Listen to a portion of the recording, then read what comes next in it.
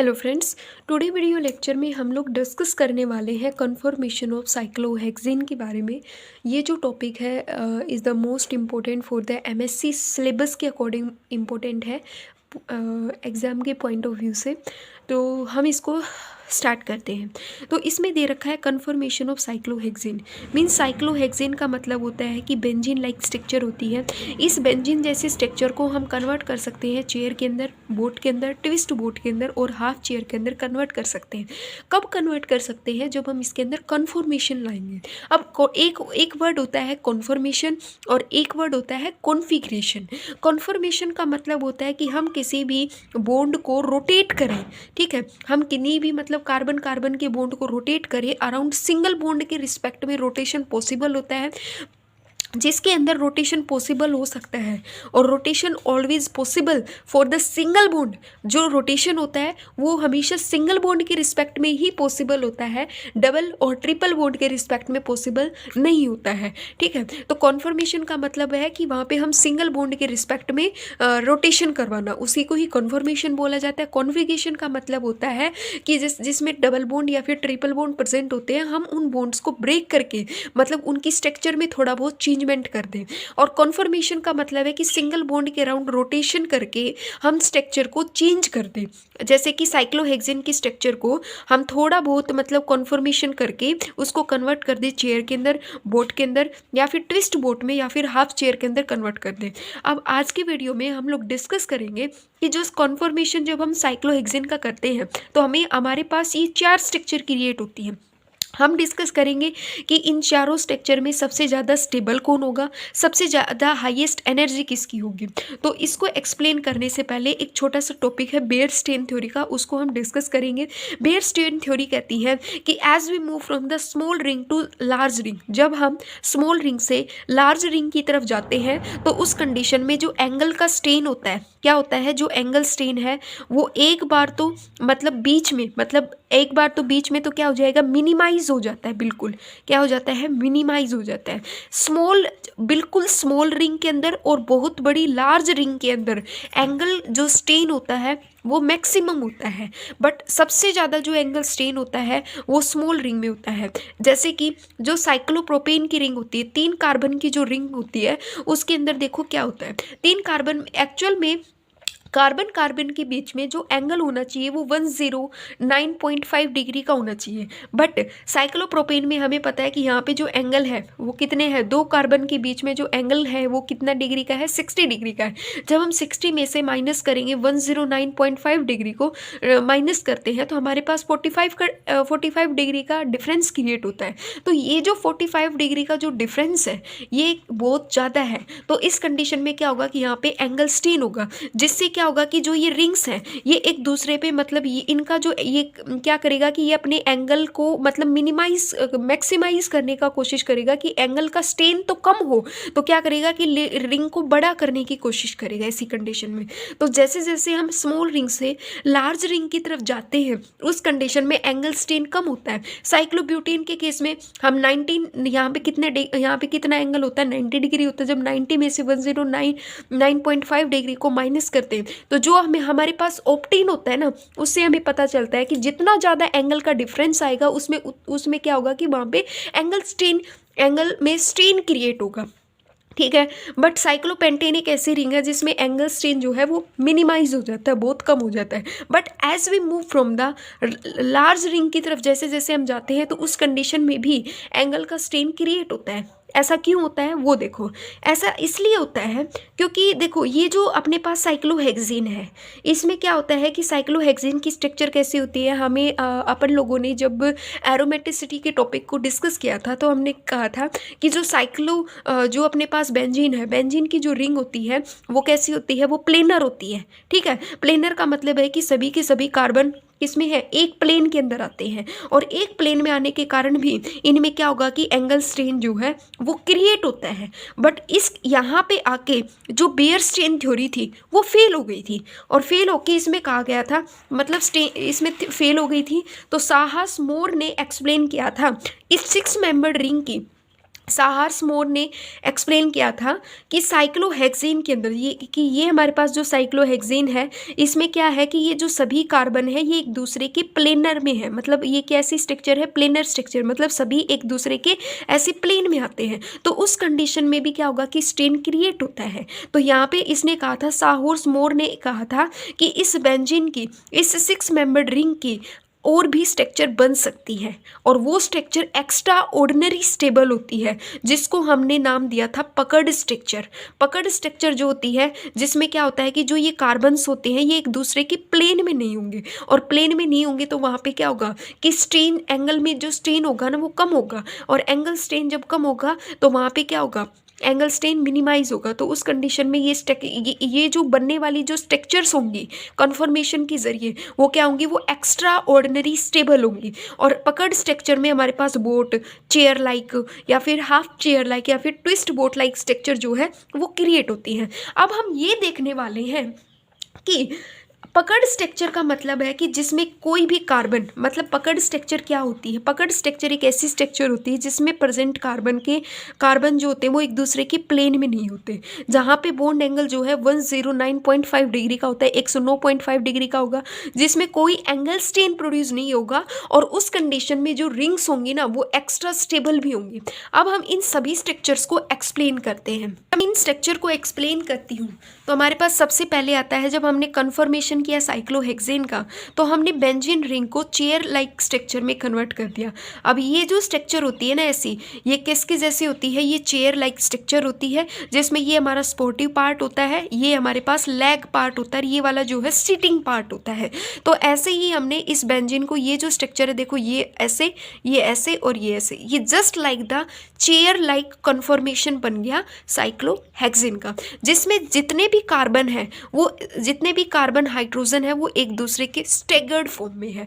हमने जब इस कन्फर्मेशन, इस साइक्लोहेक्सेन के इस चेयर लाइक कन्फर्मेशन को जब मैंने न्यूमैन प्रोजेक्शन के अंदर कन्वर्ट किया, तो वहाँ पे हमने पाया कि जितने भी कार्बन हाइड्रोजन है वो एक दूसरे के स्टेगर्ड फॉर्म में है। तो हम इसको देखते हैं, चेयर मतलब कन्फर्मेशन साइक्लोहेक्सेन का कैसे बनाएंगे कि ये अपने पास होती है बेंजीन, ये अपने पास क्या है, ये अपने पास है बेंजीन। मैंने इस बेंजीन में जब कन्फर्मेशन किया तो हमारे पास जो है वो किसके जैसे स्ट्रक्चर क्रिएट हो गई, वो एक चेयर लाइक स्ट्रक्चर बन गई। वो किसके जैसे स्ट्रक्चर बन गई, चेयर लाइक। मतलब ये supportive part, this is a sitting part, और this is a leg part. Same ऐसे इसको कनेक्ट कर देंगे हम फिर इससे, ये ऐसे, इसको बोलते हैं चेयर लाइक स्ट्रक्चर। ये जो होती है अपने पास, ये क्या होती है, चेयर लाइक स्ट्रक्चर्स होती है, चेयर लाइक स्ट्रक्चर जिसको बोला जाता है, जिसमें इसके दो कार्बन ऐसे होंगे, इसके कार्बन जो है यहाँ पे होंगे, मतलब सॉरी, कार्बन पे जो लगने वाले हाइड्रोजन है वो ऐसे होंगे, ये हाइड्रोजन ऐसे, इसका अपोजिट बनेगा, ये इधर होगा, देखो इनका फेस, इसका इधर होगा और इसका इधर होगा, ठीक है।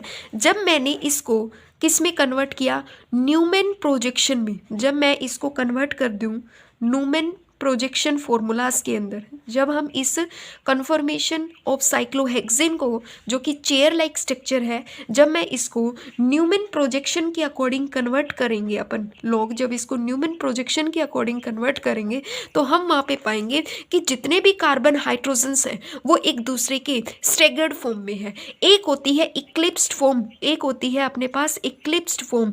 इक्लिप्स्ड में हमें आप लोगों ने, इक्लिप्स्ड का मतलब होता है जैसे कि solar eclipsed, moon eclipsed. Eclipsed का मतलब है कि एक दूसरे को ढकना, जैसे कि सूर्य ग्रहण होता है तो उसमें एक दूसरे की, मतलब वो ढक लेते हैं, तब वहाँ पे वो ग्रहण कहते हैं उसको। तो सेम ऐसे ही अगर एक दूसरे कार्बन, जब कोई कार्बन दूसरे कार्बन को बिल्कुल ढक लेता है तो ऐसी कंडीशन को हम लोग इक्लिप्स्ड कंडीशन बोलते हैं। इनमें जो प्रेजेंट हाइड्रोजन है वो भी एक दूसरे को ढक ले, ऐसी स्टेज को बोला जाता है इक्लिप्स्ड स्टेज। और जो इक्लिप्स्ड और स्टैगर्ड, ये दो स्टेज होती है। और इक्लिप्स्ड स्टैगर्ड की जब हम बात करते हैं तो हमने देखा था कि इक्लिप्स्ड और स्टैगर्ड के अंदर जो अपने पास स्टैगर्ड वाली जो स्ट्रक्चर होती है ना, वो क्या होती है, वो एक्स्ट्रा स्टेबल होती है, क्योंकि यहाँ पे कोई भी स्ट्रेन प्रोड्यूस नहीं होती है। ये वाली जो स्ट्रक्चर होती है, ये क्या होती है, ये एक्स्ट्रा स्टेबल होती है, क्योंकि यहाँ पे कोई भी स्ट्रेन प्रोड्यूस नहीं होता है। इक्लिप्स्ड में क्या होता है कि एंगल स्ट्रेन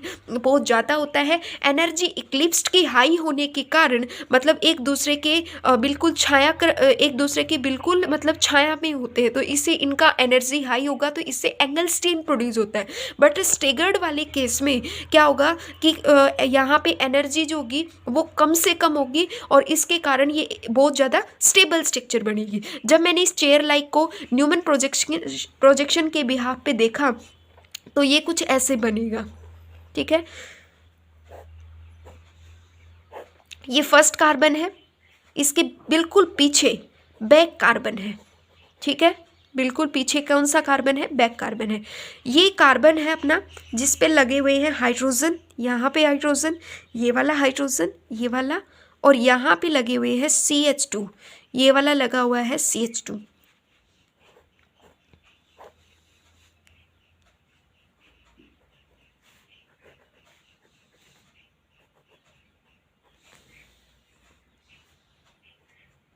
देखो इसमें क्या है कि कोई किसी को नहीं ढक रहा है। ठीक है, ये जो हाइड्रोजन है, ये हाइड्रोजन इस फर्स्ट वाले के बिल्कुल अपोजिट हो गया। ठीक है, तो ये हो गई अपने पास न्यूमन प्रोजेक्शन वाला न्यूमन प्रोजेक्शन के बिहाफ पे हो गया चेयर स्ट्रक्चर में।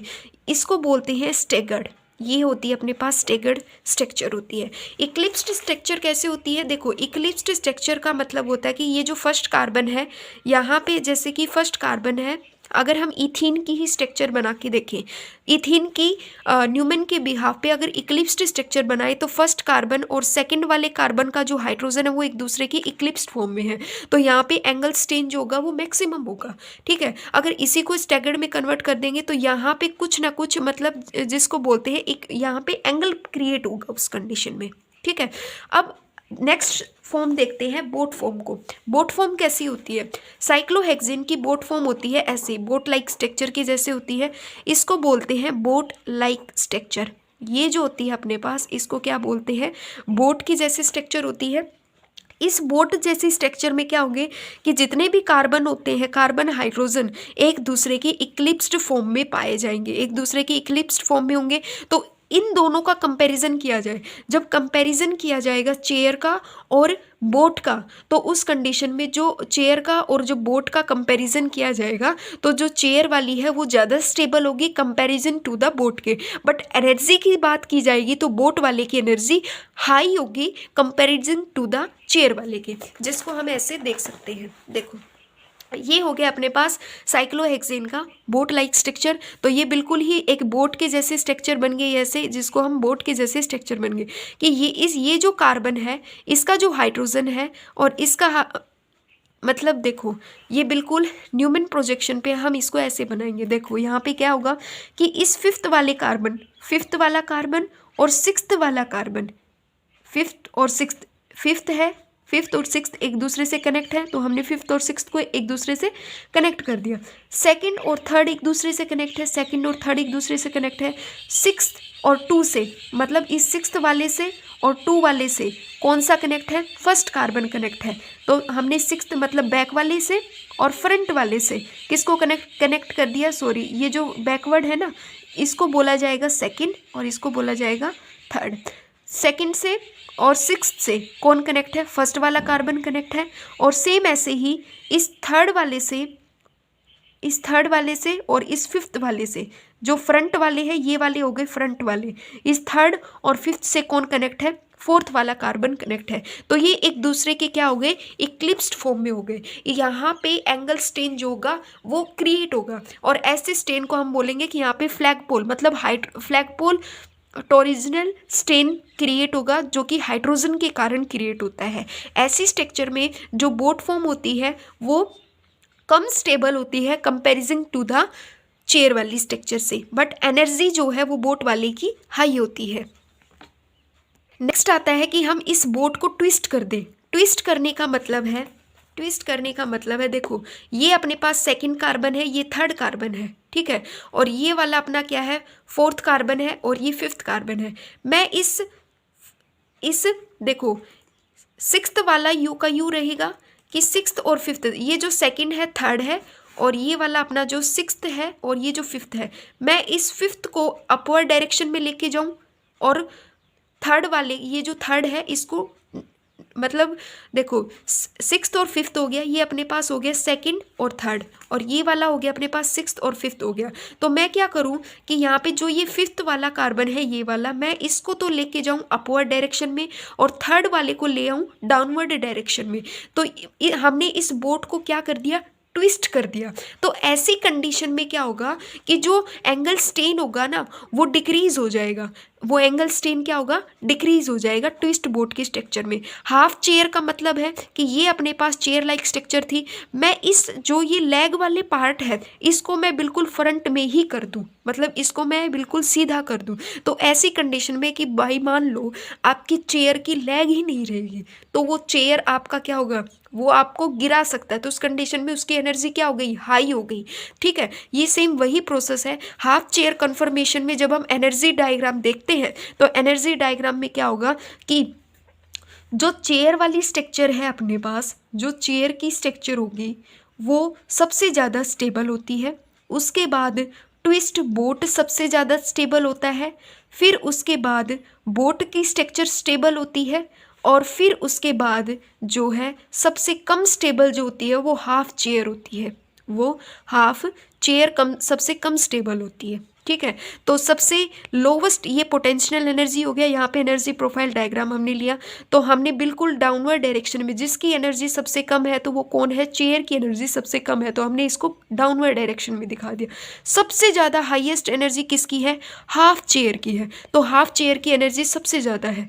हाफ चेयर से सबसे मतलब हाफ चेयर से थोड़ी सी कम एनर्जी किसकी है, बोट की है। तो बोट को हमने कहाँ पे सबसे हाईएस्ट एनर्जी है हाफ चेयर की, सेकंड पे बोट की एनर्जी है, और थर्ड पे आती है ट्विस्ट बोट की। सबसे कम एनर्जी किसकी है, चेयर की है। चेयर पे हम बहुत आरामदायक से स्टेबल कंडीशन में बैठते हैं। अगर आपकी चेयर की लेग को हटा दिया जाए तो उस कंडीशन में आप चेयर पे बैठने में अनस्टेबल हो जाओगे, क्योंकि उस चेयर की मतलब बिना लेग वाली चेयर की एनर्जी हाई हो जाएगी। तो ऐसी कंडीशन में क्या होगी कि हाफ चेयर की एनर्जी सबसे ज़्यादा होती है।